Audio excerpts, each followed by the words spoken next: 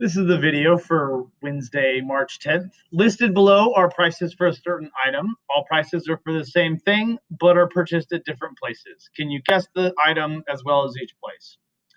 Well, if you just glance downward, you will see, or at the title of this video, you will see that these are all colleges, but can you guess what the colleges are? The first one might be a little easy for you, and that's going to be, of course, Greenville Tech at $2,736. But what are those other ones? There's a big difference in some of these. Pause the video to try to guess what they are, and then I'll tell you if you weren't able to.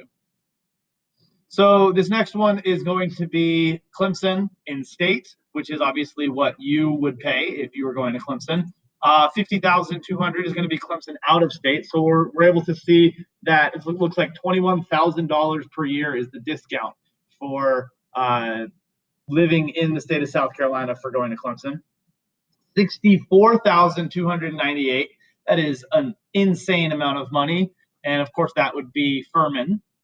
$47,136 is going to be Georgia, which is for you would be out of state.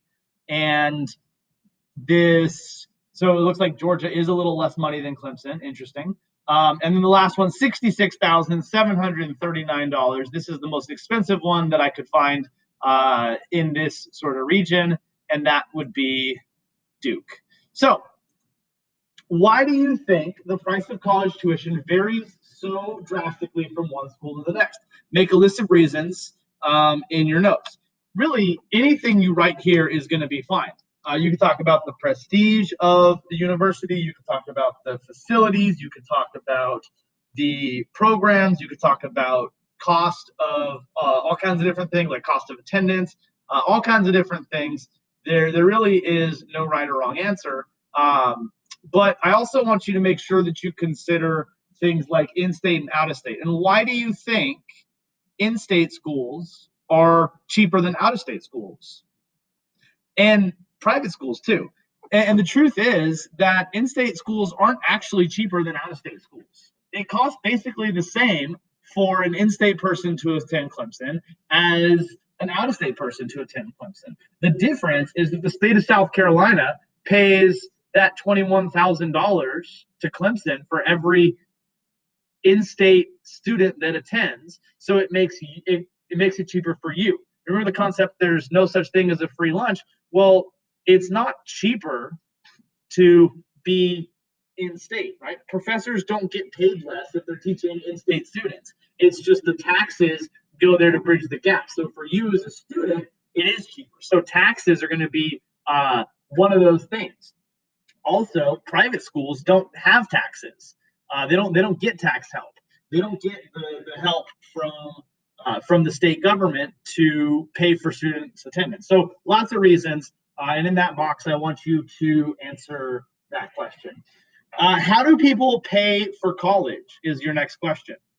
Lots of ways. The main way is with student loans. Student loans are the main way that people pay for college. That can be a dangerous thing because when you're taking out student loans, you are most likely thinking that you're going to graduate from college and get your dream job and make all this money. And the fact that so many people have so many student loans means that that's not always the case. A lot of people graduate from college and they just don't get that job. Sorry to be the bearer of bad news, but taking out student loans is a risky way to go to school. It's much safer to pay for college as you go. But for some of you, the college that you're choosing and your financial situation makes it impossible to pay for college as you go. So I would recommend that you rethink the colleges you're going to. Do you think college is worth the cost? Next question, why or why not?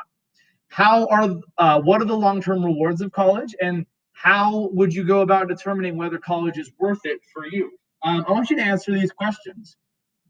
And really, I can't give you an answer to these questions because whether college is worth the cost for you is going to depend on what you want to do with it.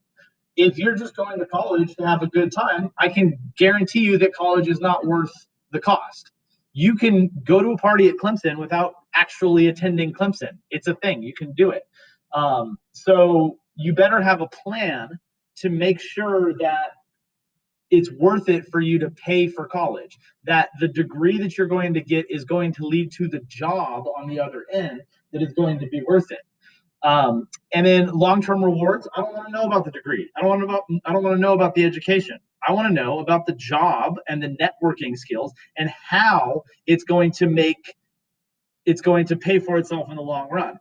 Having the knowledge and education is not worth that, those hundreds of thousands of dollars potentially. It's just not worth it. You can get the knowledge and education by watching YouTube videos, listening to podcasts, and reading books. You can get that. So it's only going to be worth it if it's going to get you a job on the other end and help you make that money in the long term. So that's going to be up to you. And then how would you go about determining whether college is worth it for you that's going to be based on you. I want to know about the career that you're looking for. I want to know about how the education is going to lead to that career and how much it's going to cost. I'll give you a brief example about myself.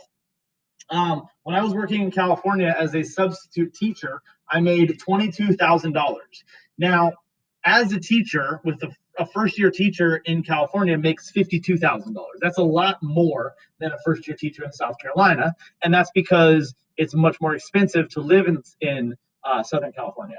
So I realized that I would make, if I was able to get a job as a teacher, an additional $30,000 per year just by being a full-time teacher compared to being a substitute teacher. And so the math that I did at that time, I already had a bachelor's degree, but I needed my teaching credential, and that was about a year and a half worth of school, is it worth it to do a year and a half worth of school paying the $7,000 for the, I think it was actually at that time it was going to be like $20,000 if I remember correctly. It was going to be $20,000 to pay for the schooling, but I was going to make $30,000 a year additional in my very first year, and then every year after that, $30,000 or even more than that $30,000. So it was worth it to me. And just like I told you a little bit ago, that was the plan, but the plan doesn't always work like that.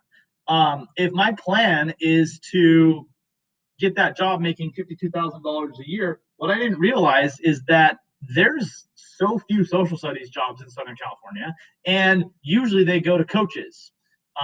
And so the coaches of, football coaches, baseball coaches, so on, they get those jobs. And so it makes it really difficult to get a job as a first-year social studies teacher. And so I realized that, okay, that $30,000 difference isn't this guaranteed thing. I moved to South Carolina, I get this job, I love this job, but now I'm only making, well, I won't tell you how much I'm making, but I'm not making $52,000 a year. And it's certainly not that to start. And in the whole extended pay scale, or I can make more than $100,000 as a teacher in Southern California, that's not even available here to me. So it's a good example to see that just because you have all your numbers figured out, just because you say, okay, well, college is going to cost me $200,000 and I'm going to be an attorney, and as an attorney, I'm going to make $200,000 every single year. Well, sometimes life doesn't work out the way we have planned. So you really need to have your plan detailed and understand that even with the perfect plan, where you have all your numbers figured out, you could still have that problem. You could still have things not work out. Now, the additional cost of the master's degree after getting the teacher credential was going to be an additional $7,000. Now, $7,000 seems like a lot for a degree, but the math that I did was, okay, well, I'm going to make an extra $3,000 every year with that $7,000 master's degree. So $3,000 a year, it's going to pay for itself in less than 3 years. And that turned out to be the case. Even though I moved to South Carolina, I make more with a master's degree. And so spending that extra $7,000, while I'd love to not have those student loans, well, that'd be awesome. I do realize that now I'm making more than what I spent. I've already made more money than what I spent to get that extra part of that degree. So these are the kind of things that you probably would want to think about before you make your decision. Try to think about in this last box, how would you go about determining whether college is worth it for you? Try to list all the different considerations that you might have, what you want to do, how much the education is going to cost, and all that, and try to come up with and how risky it is. Is it something where if you're going to be that lawyer who's making $200,000 a year, it makes it really difficult to get a job, where you've factored that sort of thing in. Okay, so do that in that last box.